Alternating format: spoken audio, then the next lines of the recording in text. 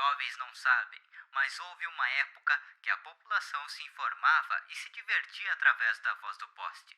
Isso foi antes da criação da Rádio Santa Cruz e aconteceu no ano de 1945, quando o serviço Som Azul Estúdio pôs alto-falantes em alguns postes das esquinas do centro. A novidade movimentou a população santacruzense, que reservava um tempo de seus afazeres para passear na praça e ouvir o Som Azul. A voz do poste também tinha outro nome, era o Som Azul Estúdio, que não era nada mais do que em postes, esses postes, que antigamente tinha postes colocados no meio de todas as esquinas. Então foi em 3 postes que colocaram a caixa de alto-falantes. Um na esquina da Ramiro Barcelos com a Marechal Floriano, a outra na esquina da Marechal Floriano com a Júlio de Castilhos e mais um alto-falante na esquina da 28 de setembro com a Marechal Floriano. Começou na garagem aí de um senhor e a juventude começou a burilar e tal, falando sobre rádio, e até que transportaram ele para a esquina do quiosque. E botaram um alto-falante, uma caixa de som no poste, né? E começaram a falar, dar recados e tal. Isso funcionava aí das 4 às 6 da tarde. E assim foi crescendo essa experiência, foi aumentando o leque, aumentando o horário. O senhor sabe quem teve a ideia dos alto-falantes? Tem que usar mais. Eu escuto aqui, eu escuto a tua voz, né? Fala um pouco mais alto. Quem teve a ideia dos alto-falantes? A ideia dos alto-falantes, ela começou há muito tempo, quando começou esse serviço de transmissão pelo rádio. No interior do estado, um cidadão chamado Armando Bauer, de Santa Cruz, foi quem teve a ideia de pendurar uns alto-falantes num poste. Daí começou a voz do poste. E se transformou num serviço regular de informação. A primeira informação direta que a população da cidade teve com esse novo instrumento. O Som Azul tinha se tornado um sucesso entre os cidadãos que moravam no centro da cidade e arredores. Ela funcionava diariamente e transmitia desde notícias gerais até músicas. Apaixonados também usavam o serviço para flertar, enviando recados de amor, que deixava as jovens envergonhadas.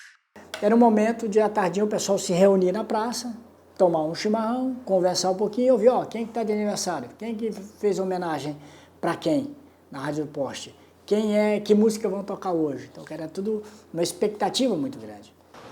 Eles tocavam música,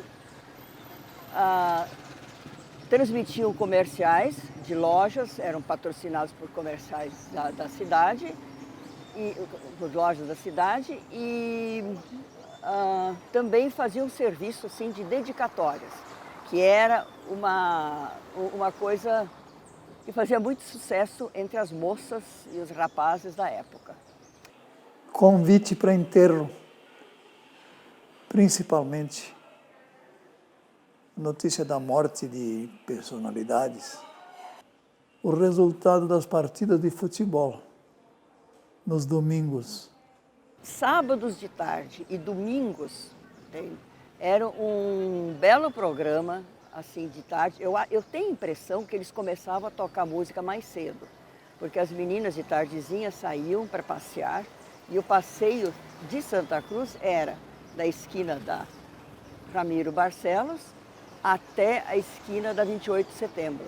As meninas todas de braço dado, com os vestidos engomados, rodados, todas arrumadas assim, e passeávamos para lá e para cá. E os rapazes ficavam mais para a rua assim, de olho, tentando paquerar as meninas. Que naquele tempo, quando a gente olhava para eles, a gente não estava paquerando, a gente estava alinhando. Essa era a expressão, linhar. E hoje em dia, fala em ligar, ninguém mais sabe o que é isso, né? O fim da Segunda Guerra Mundial aconteceu no dia 2 de setembro de 1945. a voz do poste comunicou os detalhes do término da guerra ao povo de Santa Cruz. Todo mundo estava esperando que terminasse a guerra. E quando terminou e que foi noticiado, foi uma alegria geral. Uma explosão de contentamento pelo fato de ter terminado um conflito que não se sabia bem como tinha começado. Toda a zona de Santa Cruz foi inundada pela euforia, pela alegria de ter terminado a guerra. Porque havia muito santacruzense misturado naquele processo. E eles foram personagens importantes. Da Segunda Guerra, você lembra? Quem foi que deu a necessidade? Amor, quem foi o locutor que deu a notícia que tinha terminado a Segunda Guerra Mundial? O senhor lembra? O senhor me falou? Foi o Armando Bauer, que era o gerente e o principal mentor da Rádio Santa Cruz, já naquele tempo. Armando Bauer Armando Bauer. era um aficionado pela transmissão via rádio de todo o estado. E é verdade que foi tocado o hino nacional ao violino quando foi dada a notícia?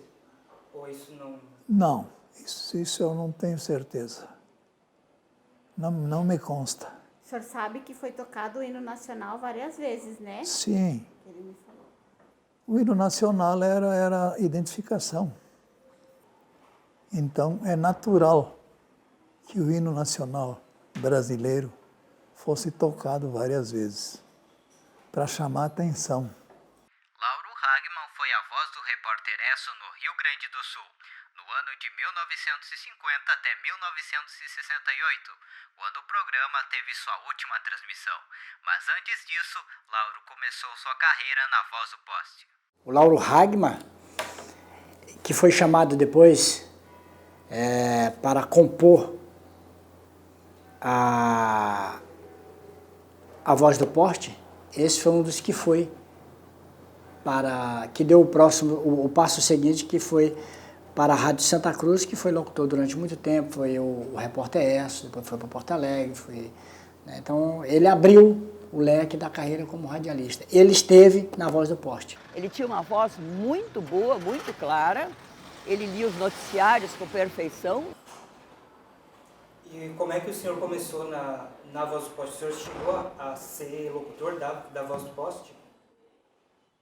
Como o senhor chegou a trabalhar na Voz do Poste? Como foi seu início?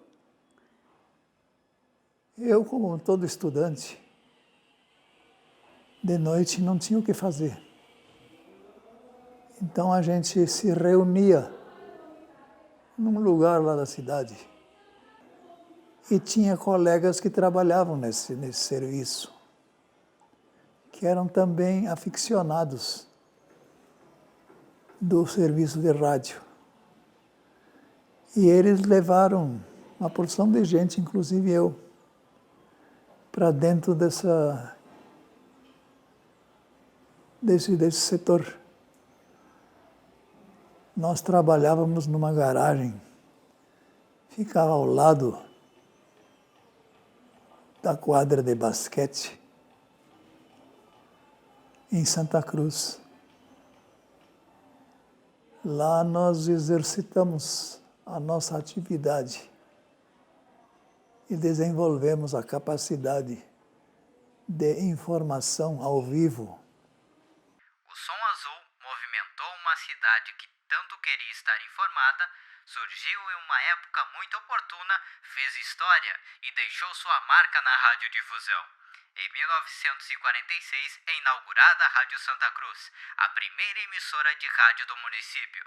Assim, todos os envolvidos na Rádio Poste entraram nas ondas radiofônicas. O jeito rústico de passar informação e entreter deu lugar ao moderno. Esse meio de comunicação atingiu um número maior de pessoas. O som azul se transformou em belas memórias para toda uma comunidade. Foi uma época diferente. Foi uma época diferente. Hoje em dia, quer dizer, naquele tempo a cidade era muito quieta. Então eu tenho a impressão que aquilo dava um pouquinho de vida para a cidade. Enquanto que hoje em dia nós estamos no meio de uma zoeira eterna, entende? Que nós gostaríamos de ter mais silêncio. A Voz do Poste ela foi muito importante. Se não fosse a Voz do Poste, o Arnaldo Balvet não teria iniciado a Rádio Santa Cruz aqui em Santa Cruz do Sul. Ele veio justamente com um olhar para expandir a radiodifusão aqui. Mas como viu que aqui já existia uma experiência, inclusive já existia pessoas dedicadas a isso, fazendo a Voz do Poste, ele começou por aqui. Quem sabe ele tivesse encontrado essa experiência em Santa Maria, em São Gabriel, onde tem outra emissora dele, ele poderia ter começado por lá. Então a Voz do Poste foi fundamental, foi expressiva, foi a espinha dorsal da radiodifusão em Santa Cruz. Olha, essa história está sendo recomposta à custa de muito esforço e fazendo a cabeça da gente funcionar.